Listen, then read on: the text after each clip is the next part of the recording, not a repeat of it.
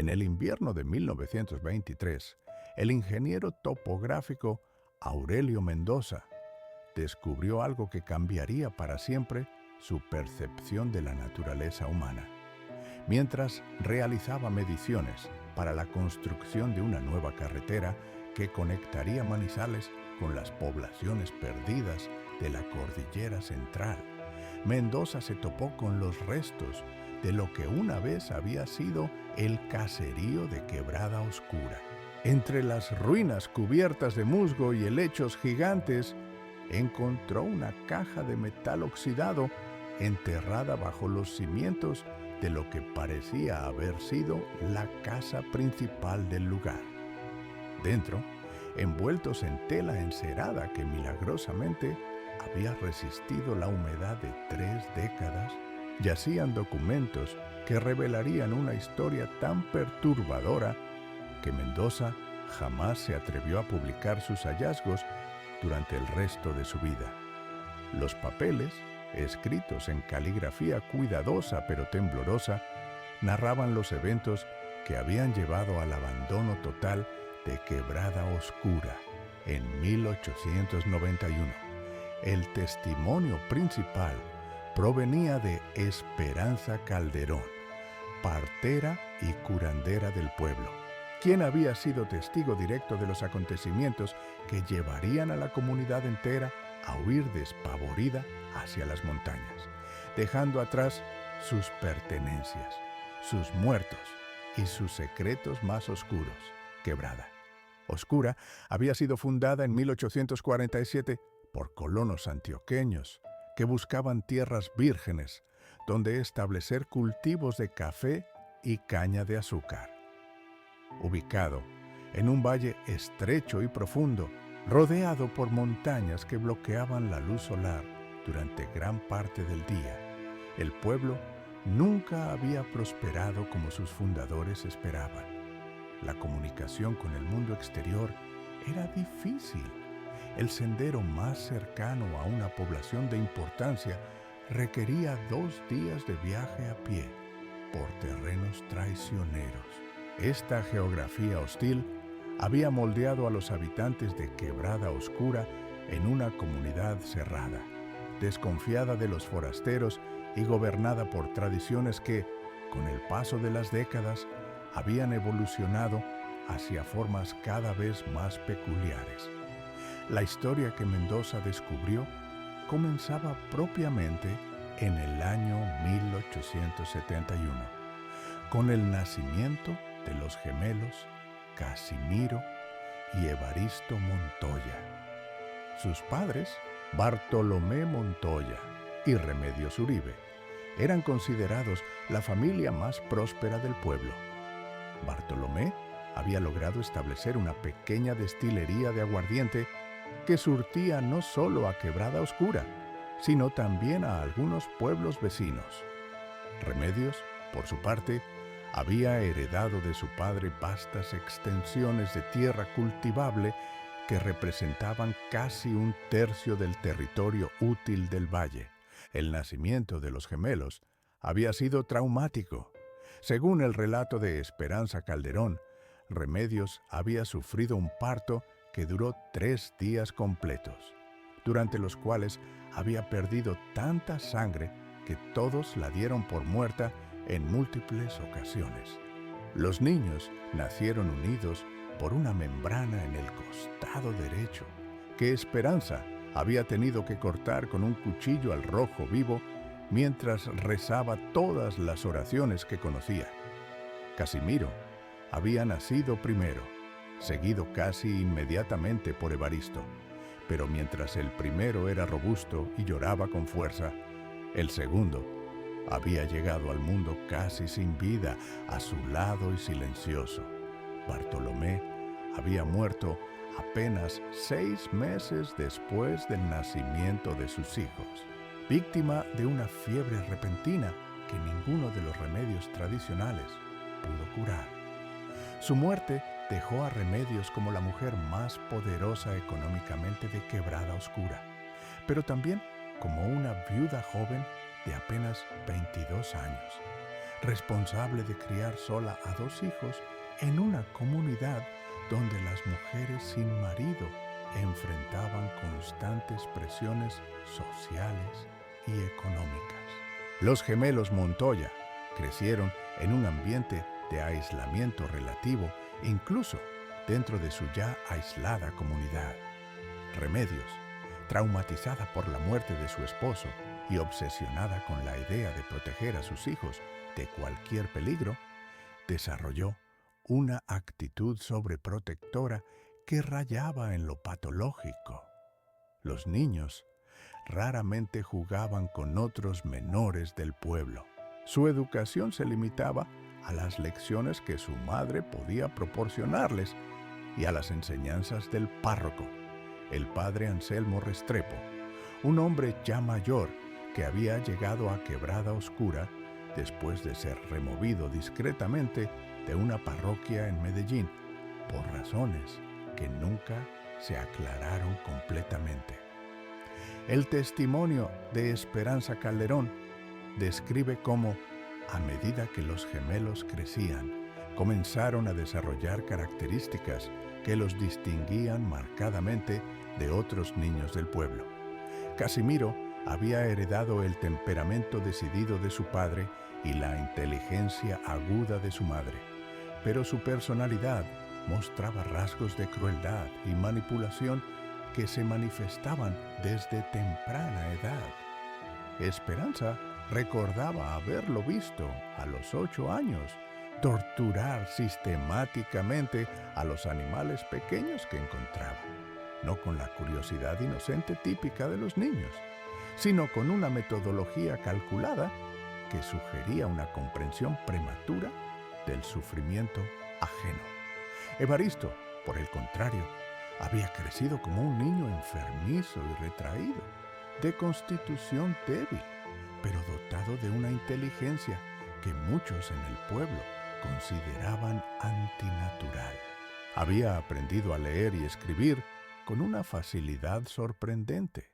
Devoraba los pocos libros que existían en Quebrada Oscura y había desarrollado la capacidad de memorizar textos completos después de una sola lectura.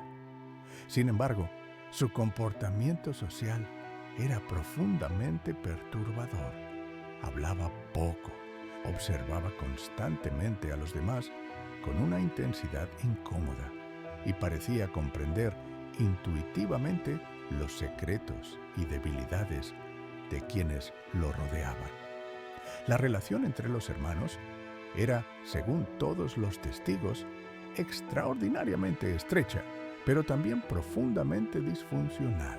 Se comunicaban entre ellos en una especie de lenguaje codificado que habían desarrollado desde pequeños.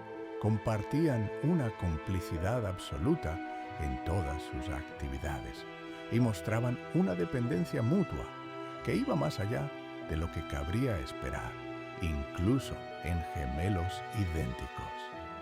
Esperanza Calderón mencionaba en sus escritos que había observado comportamientos entre los hermanos que la habían hecho persignarse y murmurar oraciones, aunque nunca especificó exactamente qué había visto. Los problemas reales comenzaron cuando los gemelos alcanzaron la adolescencia. Remedios, que para entonces rondaba los 40 años, había desarrollado una obsesión enfermiza con mantener a sus hijos cerca de ella. Había rechazado múltiples pretendientes a lo largo de los años, alegando que ningún hombre podría amar a sus hijos como ella lo hacía. Su comportamiento hacia Casimiro y Evaristo había evolucionado de la protección maternal normal hacia formas de control que los habitantes del pueblo comenzaron a considerar inapropiadas.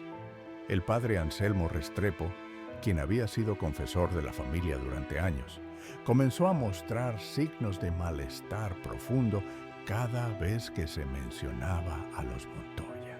Esperanza Calderón recordaba haberlo encontrado en múltiples ocasiones rezando fervorosamente después de visitar la casa familiar. y en una ocasión específica lo había visto salir del confesionario, después de atender a uno de los gemelos con las manos temblando y el rostro pálido como la cera. La situación alcanzó un punto crítico en la primavera de 1889, cuando los gemelos cumplieron 18 años.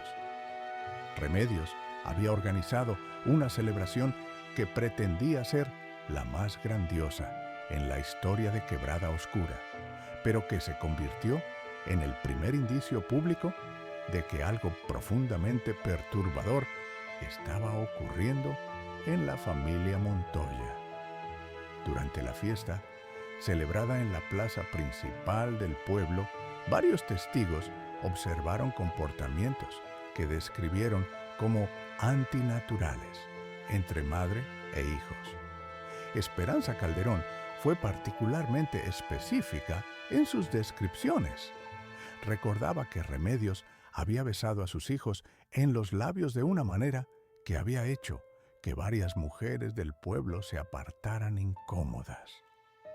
Los gemelos, por su parte, habían mostrado hacia su madre una devoción que iba más allá del respeto filial normal, tratándola con una combinación de adoración y posesividad que había resultado perturbadora para quienes los observaban.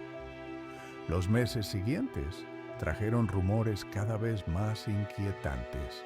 Los habitantes del pueblo comenzaron a reportar luces extrañas en las ventanas de la casa Montoya durante altas horas de la noche, sonidos que describían como lamentos o cánticos que se extendían hasta el amanecer.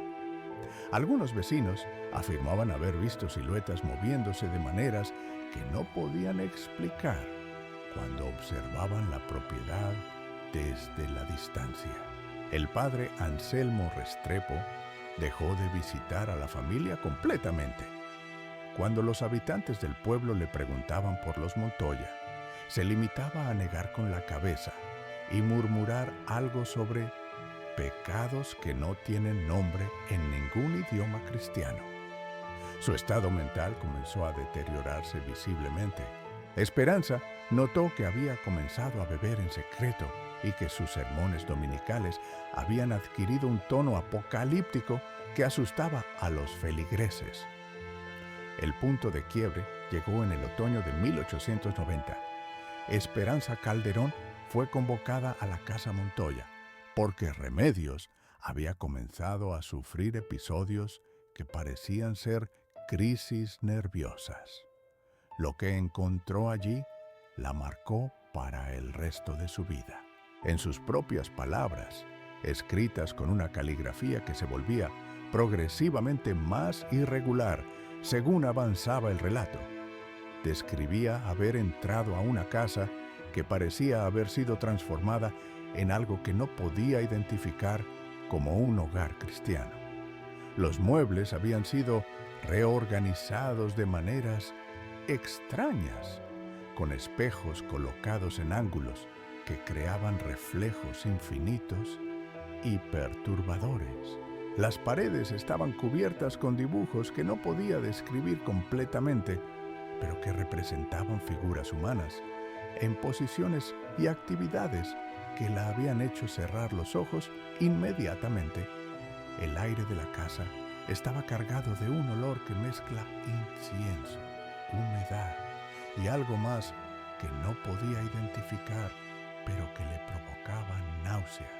Remedios la había recibido en un estado de agitación extrema, hablando de la consumación de un amor que trasciende las leyes de los hombres y de la creación de una nueva forma de familia que será bendecida por fuerzas superiores a las que predican los curas ignorantes.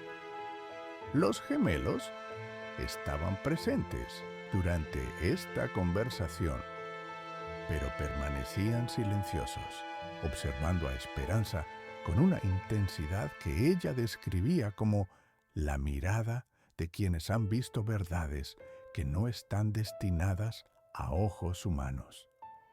Durante las semanas siguientes, Esperanza fue convocada varias veces más a la casa Montoya. Remedios había comenzado a sufrir episodios de lo que parecían ser embarazos psicológicos, con síntomas físicos reales, pero que no correspondían a ningún embarazo actual. Su comportamiento se había vuelto errático, alternando entre momentos de lucidez total y períodos en los que hablaba de planes para dar vida a una generación que heredará la pureza absoluta del amor sin restricciones. Los gemelos, mientras tanto, habían asumido el control completo de los negocios familiares, pero también habían comenzado a comportarse de maneras que alarmaban incluso a los habitantes más tolerantes de Quebrada Oscura. Habían dejado de asistir a misa, se habían vuelto hostiles hacia cualquier forastero que llegara al pueblo y habían comenzado a hacer declaraciones públicas sobre la superioridad de quienes han trascendido las limitaciones morales impuestas por sociedades débiles e ignorantes.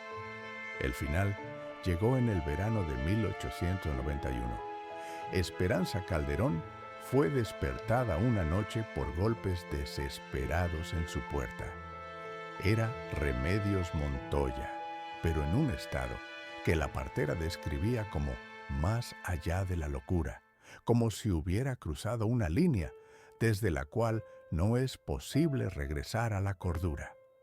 Remedios le suplicaba que viniera inmediatamente a su casa, porque había llegado el momento de recibir a los hijos de la nueva alianza. Lo que Esperanza encontró en la casa Montoya esa noche la convenció de que había presenciado algo que desafiaba todas las leyes naturales y divinas. Remedios estaba efectivamente en trabajo de parto, pero las circunstancias de este embarazo eran imposibles de explicar por medios normales. Los gemelos estaban presentes, dirigiendo el proceso, con una autoridad que sugería conocimientos que ningún hombre de 18 años debería poseer. Los detalles específicos de lo que presenció esa noche fueron los únicos aspectos que Esperanza no describió completamente en sus escritos. Sus palabras se volvían fragmentadas. Menciona abominaciones que respiraban, criaturas que no deberían existir en el mundo de Dios, y la confirmación de que existen formas de amor que son incompatibles con la continuidad de la especie humana tal como la conocemos. 3 niños nacieron esa noche. Esperanza los describía como físicamente normales en apariencia, pero dotados de características que la habían aterrorizado desde el momento de su nacimiento. Habían abierto los ojos inmediatamente, sin llorar, y la habían observado con una inteligencia que parecía completamente desarrollada. Uno de ellos había sonreído de una manera que ella describía como la sonrisa de quien conoce secretos que podrían destruir la fe de cualquier cristiano. Los eventos de las semanas siguientes llevaron al abandono total de Quebrada Oscura. Los niños crecían a una velocidad que desafiaba toda explicación natural. En cuestión de días, mostraban capacidades motoras e intelectuales que normalmente requerían meses de desarrollo. Hablaban entre ellos en el mismo lenguaje codificado que habían usado los gemelos, pero con una fluidez y complejidad que sugería que este idioma era más elaborado de lo que nadie había imaginado. El padre Anselmo Restrepo había intentado una última intervención. Había llegado a la casa Montoya con la intención de bendecir a los niños y exorcizar lo que él consideraba una presencia demoníaca. Lo encontraron 3 días después en el río que atravesaba el pueblo, ahogado en circunstancias que nunca se pudieron explicar. Su cuerpo mostraba signos de haber estado en el agua por mucho tiempo, pero múltiples testigos lo habían visto entrar a la casa Montoya apenas unas horas antes de su muerte. El último testimonio de Esperanza Calderón describía la noche en que los habitantes restantes de Quebrada Oscura decidieron abandonar para siempre su hogar. Los niños habían comenzado a manifestar habilidades que no podían ser explicadas por ningún conocimiento humano. Parecían capaces de influir en los pensamientos de quienes los rodeaban, de predecir eventos que no habían ocurrido todavía y de hacer que los animales del pueblo se comportaran de maneras completamente antinaturales. Remedios había muerto durante la última noche que Esperanza pasó en el pueblo. Las circunstancias de su muerte nunca fueron claras, pero los gemelos habían informado a la partera que su madre había cumplido su propósito y que ahora era tiempo de continuar el trabajo sin las limitaciones que impone la generación anterior. Los niños habían observado el cuerpo de su abuela con una indiferencia que había helado la sangre de Esperanza. La partida final de los habitantes de Quebrada Oscura había ocurrido en una sola noche. Esperanza recordaba haber despertado con la certeza absoluta de que permanecer en el pueblo una noche más significaría perder para siempre cualquier posibilidad de salvación, tanto física como espiritual. Sin comunicarse entre ellos, las familias restantes habían empacado solo lo esencial y habían comenzado a caminar hacia las montañas antes del amanecer. Los gemelos y los 3 niños no habían intentado detener la evacuación. Según el relato final de Esperanza, se habían limitado a observar desde las ventanas de su casa mientras el pueblo se vaciaba, con expresiones que ella describía como la satisfacción de quienes han cumplido un plan que requería la soledad absoluta para su siguiente fase. Los documentos encontrados por Aurelio Mendoza incluían también fragmentos de lo que parecían ser investigaciones posteriores sobre el destino de Quebrada Oscura. Un informe fechado en 1895, firmado por un inspector del gobierno departamental, llamado Rodrigo Cifuentes, mencionaba haber encontrado el pueblo completamente desierto, pero con signos de que había sido habitado hasta muy recientemente. Las casas estaban intactas, los cultivos mostraban señales de haber sido atendidos, pero no había rastro alguno de habitantes humanos o animales. Lo más perturbador del informe de Cifuentes era su descripción de la casa Montoya. A diferencia del resto del pueblo, que mostraba signos normales de abandono, esta propiedad parecía haber sido alterada de maneras que el inspector no podía explicar. Las habitaciones habían sido reorganizadas según patrones geométricos que no correspondían a ningún uso doméstico conocido. Las paredes mostraban marcas que podrían haber sido grabados o pinturas, pero que habían sido intencionalmente borradas o cubiertas antes del abandono. En el sótano de la casa, Cifuentes había encontrado lo que describía como una biblioteca compuesta enteramente por libros escritos a mano, en una caligrafía uniforme, pero en un idioma que no correspondía a ninguna lengua conocida por este inspector. Los libros estaban organizados con precisión obsesiva, pero cuando Cifuentes intentó llevarse algunos ejemplares para su análisis posterior, descubrió que el papel se desintegraba al contacto con el aire exterior. El último documento en la colección encontrada por Mendoza era una carta fechada en 1899, escrita por un comerciante llamado Feliciano Ospina, quien afirmaba haber encontrado rastros de los gemelos Montoya en un pueblo remoto, cerca de la frontera con Ecuador. Según Ospina, los hermanos vivían bajo nombres falsos, pero eran fácilmente identificables por sus características físicas distintivas y por el comportamiento perturbador de los 3 jóvenes que los acompañaban. Ospina describía a estos jóvenes como físicamente perfectos, extraordinariamente inteligentes, pero dotados de una presencia que hacía que tanto humanos como animales los evitaran instintivamente. El comerciante afirmaba que los gemelos se habían establecido como curanderos y consejeros espirituales, atrayendo a seguidores que parecían caer bajo su influencia de maneras que desafiaban la explicación racional.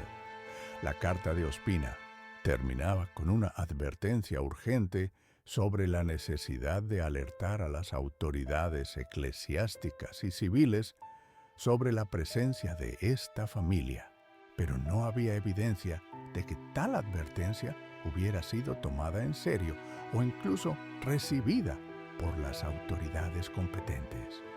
Aurelio Mendoza nunca publicó sus hallazgos.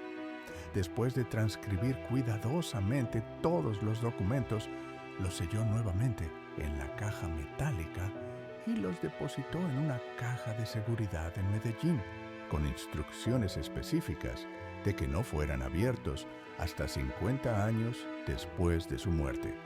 Sus notas personales, encontradas después de su fallecimiento en 1967, incluían referencias frecuentes a pesadillas recurrentes y a una obsesión creciente con genealogías familiares que había comenzado inmediatamente después de su descubrimiento en Quebrada Oscura. Los registros oficiales disponibles confirman la existencia histórica del pueblo de Quebrada Oscura y su abandono súbito en algún momento a principios de la década de 1890. Sin embargo, las razones oficiales para este abandono se atribuyen a dificultades económicas, agotamiento del suelo y problemas de comunicación con centros comerciales importantes. No existe mención alguna en los archivos departamentales de la familia Montoya o de las circunstancias específicas descritas en los documentos encontrados por Mendoza. La región donde una vez se ubicó Quebrada Oscura permanece deshabitada hasta el día de hoy.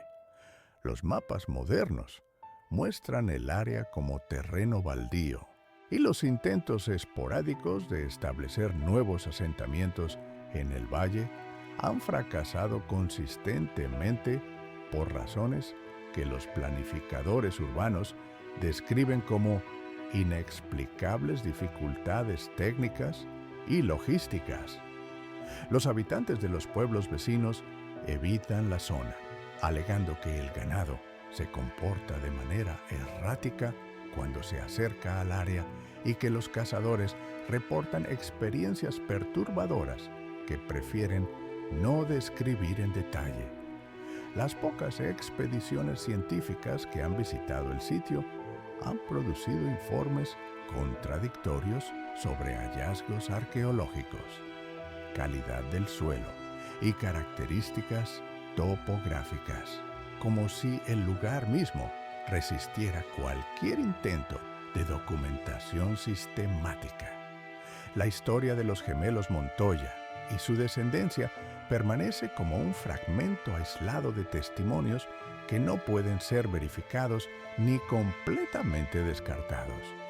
Los documentos existen, los lugares mencionados son reales y los patrones de comportamiento descritos encuentran ecos inquietantes en casos similares documentados en otras regiones aisladas de Colombia durante el mismo período histórico. Sin embargo, la verdad completa de lo que ocurrió en Quebrada Oscura sigue enterrada bajo capas de tiempo, silencio y quizás algo más profundo que el simple olvido de la historia oficial.